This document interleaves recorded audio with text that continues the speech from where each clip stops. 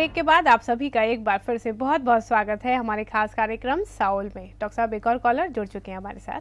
Hello, call disconnect हो गया है डॉक्टर साहब। ब्रेक से पहले आपने बताया कि डॉक्टर्स रिस्पॉन्सिबल हैं मेनली, जो ये नहीं बताते हैं कि मेन कारण क्या है ताकि पेशेंट उसको दूर कर सके। आप क्या सजेस्ट करते हैं, हार्ट पेशेंट को फिर क्या करना चाहिए? देखिए, हार्ट पेशेंट को पहले तो पता होना चाहिए उसकी हार्ट की बीमारी है कि नहीं है तो किस स्टेज तक वो पहुंच चुका है। उसके लिए सारे जांच होनी चाहिए, जैसे लिपिड प्रोफाइल और मेडिकल साइंस की जो जांच है, जो हम सीटी कोरोनरी स्कैन बोलते हैं, वो होना चाहिए। अब उसके बाद अगर एक बार क्लियर हो गया कि हार्ट की बीमारी है, तब फिर हम आगे का ट्रीटमेंट इनिशिएट करते हैं। पहला तो उनका हम लोग 4 तरह का ट्रीटमेंट करते हैं। पहला तो उनका खान पीन रहन सहन बदलते हैं, उनकी लाइफस्टाइल बदलते हैं, जिससे उनका ब्लॉकेज बढ़ना बंद हो जाए। दूसरा, उनको दवाइयाँ दे के बाकी जो चीज़ कंट्रोल नहीं है उसको कंट्रोल करवा देते हैं। अगर एंजाइना है उसको ठीक करवा लेते हैं। तो दवाई और खान पीन रहन सहन, ये तो ज़िंदगी भर के लिए आगे सोच के चलिए। और 2 और इलाज होती है जो एडवांस केसेस हैं, जिनको बहुत ज़्यादा बीमारी है या तकलीफ़ ज़्यादा है, उनके लिए 2 और इलाज होती है। एक का नाम है नेचुरल बाईपास, जिसमें हार्ट में बहुत सारी नई ट्यूब डेवलप की जाती है। ये ट्यूब्स इनफैक्ट हमारे हार्ट में ऑलरेडी है, खाली बंद पड़े हैं, इनको चालू करना ज़रूरी है। उसके लिए एक मशीन बनाई गई है, वो मशीन से 35 दिन की ट्रीटमेंट होती है, हार्ट में नई ट्यूब खुल जाती है। ये बाईपास का रिप्लेसमेंट है मान लीजिए। और एक बायोकेमिकल एंजियोप्लास्टी है, कुछ केमिकल डाल के ब्लॉकेज को कुछ हद तक कमाया जा सकता है, कुछ हद तक उसको रिमूव किया जा सकता है। वो केमिकल का ट्रीटमेंट भी करने से ब्लॉकेज काफ़ी कम हो जाती है। तो ये दोनों ट्रीटमेंट प्लस लाइफस्टाइल प्लस दवाइयाँ, ये चारों मिला के हमारे सावल है। आजकल हमने सावल में आयुर्वेदिक इंक्लूड करवा लिया है। आजकल एलोपैथी की और भी जो आए हैं प्रोडक्ट जो कि ब्लॉकेज को हटा सकते हैं, उस तरह की चीज़ें हम लोग यूज़ कर रहे हैं। होम्योपैथी, यूनानी, हम लोग हर तरफ से चाहते हैं हार्ट की बीमारी को बिना बॉडी को डिस्टर्ब किए, बिना काट के हम लोग बीमारी को ठीक कर सकें। जी डॉक्टर साहब, जैसे आपने बोला कि वाकई एक ये सेफ ट्रीटमेंट है ताकि किसी भी तरह का कोई इन्फेक्शन या कॉम्प्लिकेशन उसमें पेशेंट को नहीं होते हैं। हाँ। अगले कॉलर महाराष्ट्र से जानते हैं। हेलो हेलो मैडम जी नमस्कार मैडम। नमस्कार, बताइए क्या सवाल है चंद्रशेखर जी? मैं चंद्रशेखर खूटेमाटे महाराष्ट्र से बोल रहा हूँ सर मैडम। जी जी, मेरा सवाल है कि ये मैंने लिपिड प्रोफाइल किया है, आपका लाइव प्रोग्राम मैं डेली देख रहा हूँ। हाँ, जी हाँ। कम से कम 5-6 महीने से तो डेली देख रहा हूँ मैडम। जी और मुझे तकलीफ है, पहले चलते समय सांस फूलती है और 1-1.5 किलोमीटर जाने के बाद में 5 मिनट रेस्ट करता हूँ तो नॉर्मल हो जाता है। मेरा दाहिने कंधे में थोड़ा सा उस समय में लूजनेस आती है। जी तो आपका प्रोग्राम सुन के मैं कल लिपिड प्रोफाइल भी किया है, जी जिसका रिपोर्ट है टोटल कोलेस्ट्रॉल है 150 mg, जी HDL है 48, LDL है 77 ओके। और VLDL है 25 और ट्राइग्लिसराइड 125। हाँ, सिर्फ 25। हाँ हाँ हाँ, ठीक है। और सीरम ट्राइग्लिसराइड है 127। हाँ, ठीक है। जी तो क्या मुझे इसके अलावा कुछ प्रिकॉशन लेना पड़ेगा? खान पान का थोड़ा सा बता दीजिए। देखिए, और थोड़ा सा मेरे को सर थोड़ा सा क्या बोलते, पित्त का भी, खुजली का प्रॉब्लम है, कभी कभी महीने में 2 महीने में ऐसा आता है। तो प्लीज मुझे थोड़ा सा सलाह दीजिए। देखिए, आपने जो सिम्टम्स बताए वो हार्ट के तरफ ही जाता है कि चलने से, स्पीड लेने से कुछ छाती में दर्द और फिर रुक जाए 5 मिनट तो ठीक हो जाए, ये हार्ट के तरफ ही जाता है। तो आपका लिपिड प्रोफाइल फिलहाल अच्छा ही दिख रहा है, तो फिर भी मैं बोलूँगा आपको एक सीटी कोरोनरी स्कैन कराना चाहिए। आप बम्बई जाके करवा सकते हैं। वैसे आजकल पूरे इंडिया भर में हर जगह सीटी कोरोनरी स्कैन होता है, उससे ये पता चल जाएगा आपकी ब्लॉकेज कौन सी ट्यूब में कितना है। अगर ब्लॉकेज नहीं है तो चिंता करने की कोई बात नहीं है, लिपिड्स आपकी ठीक है, कोई दवाई की भी ज़रूरत नहीं है। पर अगर ब्लॉकेज मिलती है तो उसका फिर इलाज करना ज़रूरी है। और बाकी मैं समझता हूँ आप कोई लोकल डॉक्टर को पीठ के खुजली के लिए तो दिखाई लीजिए। जी डॉक्टर साहब, अगले कॉलर गुजरात से, उनका सवाल भी जानते हैं। हेलो हेलो जी, बताएं उर्वी जी, क्या जानना चाहती हैं? जी मेरे फादर को लास्ट ईयर एंजियोप्लास्टी करवाई है जी। और उनको 2 स्टेंट लगवाए। अभी उनकी मेडिसिन में मेटोप्रोलोल, रेमिप्लिस, क्लोपिडोग्रेल, एस्पिरिन और एटोस्टेटिन चल रही है। उनकी बर्थ जो है एवरेज 50 to 60 में रह रही है, तो उससे कोई दिक्कत हो सकती है? नहीं, पल्स तो 50 to 60 एकदम नॉर्मल है, कोई दिक्कत नहीं है। 50 से 90 तक पल्स रेट नॉर्मल बोलते हैं। अगर ये है तो कोई दिक्कत नहीं है। एंजियोप्लास्टी हो गई है, आपको मालूम है प्रिकॉशंस डबल रखने चाहिए।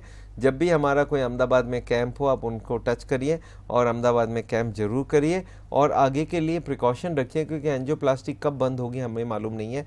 उसके पहले से ही हम लोग को तैयारी रखना चाहिए और आगे ये इस तरह के ऑपरेशन करने की ज़रूरत ना पड़े, नौबत ना पड़े, उसका हम कोशिश करेंगे।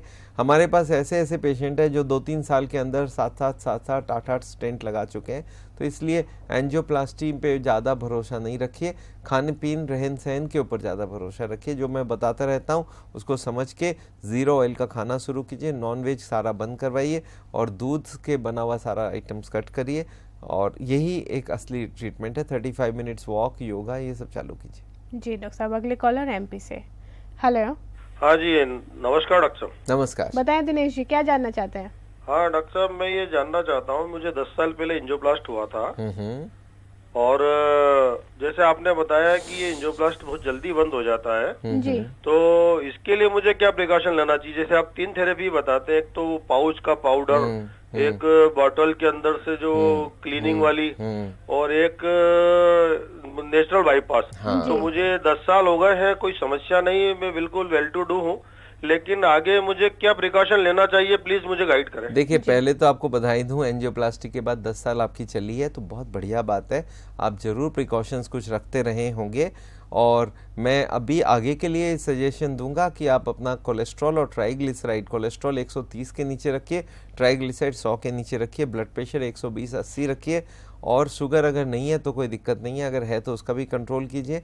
और आगे के लिए हर दिन 35 मिनट पैदल चलिए और आपको पता करना है कि अंदर क्या अभी तक है, तो एक सीटी कोरोनरी स्कैन करके देखिए आपकी एंजियोप्लास्टी वाली ट्यूब ठीक है कि नहीं है और तो कोई ट्यूब में ब्लॉकेज नहीं आई है। और अगर नहीं आई है तो आप अभी और 10 साल का प्लानिंग बनाइए, अच्छे से चलिए और अगर कुछ आई है तो आगे इसको सॉल्व करा जा सकता है। ये दोनों तीनों ट्रीटमेंट जो है वो पाउच वाली भी है, केमिकल वाली भी है और मशीन से हार्ट में नई ट्यूब बनाना वो भी किया जा सकता है। तो आप पहले तो एक सीटी स्कैन करवा लीजिए, एक बार चाहें तो हमको आके मिल भी सकते हैं। जी डॉक्टर साहब, एक और कॉलर जानते सवाल। हेलो। हेलो।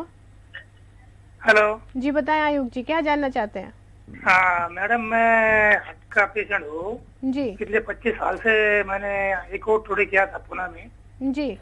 हाँ, तो उन लोगों ने मुझे दवा गोली दी थी तो मैंने वो कुछ खाई नहीं। जी। हाँ, तो अभी मेरे को 4-6 महीने से तकलीफ हो रही है। जी। तो मैंने अभी इसको अपने 2-3 टेस्ट किया है सीढ़ी में जी। और अभी एंजियोग्राफी भी किया है। और सुन रहे हैं आप? हाँ हाँ जी, सुन जी। रहे हैं, आप बताइए। हाँ, तो एंजियोग्राफी में उन्होंने नॉर्मल रिपोर्ट बताया है, तो थोड़े ब्लॉकेज बताए हैं, लेकिन वो पुरानी बीमारी है ना बचपन की, जी।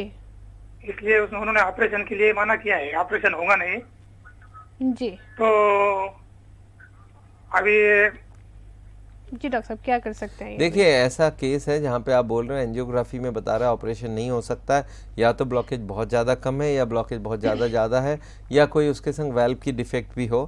तो आपके लिए तो मैं तभी बोल पाऊंगा जब मैं आपको पर्सनली देखूं, आपके सारे रिपोर्ट्स देखूं, फिर आपको मैं समझा पाऊंगा। तो आप कभी भी कोशिश करिए बम्बई या दिल्ली में कहीं पे भी आके हम लोग को मिले। जी डॉक्टर साहब, जैसे कि आप लगातार बताते हैं कि साउल ट्रीटमेंट करता है जिसमें कि बिना कोई सर्जरी किए ही फॉलो किया कर सकता है, पेशेंट अपनी प्रॉब्लम को दूर कर सकता है। अगर कोई पेशेंट ऐसा है जिसको कि ब्लॉकेज बहुत ज़्यादा बताई गई है, उसके लिए आप क्या सजेस्ट करेंगे? वो तुरंत ही साउल को फॉलो करना शुरू करे या फिर कोई और? देखिए, साउल का पहला जो काम है, पहले तो हम लोग काम क्या करते हैं, पहले दवाइयाँ दे के पेशेंट को सेव कर लेते हैं। उनकी जो जो कारण की वजह से ब्लॉकेज बढ़ रही है उसको एक बार कंट्रोल कर लेते हैं, वो तो एक दिन में ही कंट्रोल आ जाती है। उसके बाद हम लोग खान पीन रहन सहन बदलते हैं और साथ ही अगर वो सीरियस केस होता है तो उनको हम लोग बोलते हैं आप नेचुरल बाईपास करा लो, जहाँ पे हार्ट में नई ट्यूब्स डेवलप की जाएगी। कुछ केमिकल दे के ब्लॉकेज को क्लीन किया जा सकता है, वो केमिकल दवाई के फॉर्म में भी आ सकती है, ओरल पाउचेस मिलते हैं, वो केमिकल डाल के भी किया जा सकता है, तो वो केमिकल का इस्तेमाल करें। कुछ आयुर्वेदिक दवाई है वो भी लिया जा सकता है, तो उससे वो पेशेंट की ब्लॉकेज अगर कम होने लग जाए तो हमारा प्रॉब्लम ही सॉल्व हो सकती है। तो ये सारा आपको करना चाहिए हार्ट के पेशेंट्स को। मैं उनको यही बोलता हूँ कि भाई आगे के लिए आपको ऑपरेशन नहीं करना पड़े, इसकी बंदोबस्त हम कर देंगे और हार्ट अटैक ना हो उसका बंदोबस्त हो जाएगा। तो ये दो अगर आप करते हैं तो आपको एकदम ही डर खत्म हो जाएगी लाइफ से। बिल्कुल डॉक्टर साहब, अगर बहुत ज़्यादा ब्लॉकेज भी बताई गई है तो छोटी छोटी प्रिकॉशन का ध्यान रखें तो प्रॉब्लम को दूर किया जा सकता है। एक बार फिर आपका बहुत बहुत शुक्रिया हमारे स्टूडियो आने के लिए। Thank you so much. दर्शकों, बातचीत करी हमने डॉक्टर छाजेड़ से, साथ ही उन्होंने आपकी सभी प्रॉब्लम्स के सॉल्यूशन भी बताए। तो आप साउल को फॉलो करिए और अपनी प्रॉब्लम को दूर करिए। आज के लिए कार्यक्रम में बस इतना ही, दीजिए आज्ञा, नमस्कार।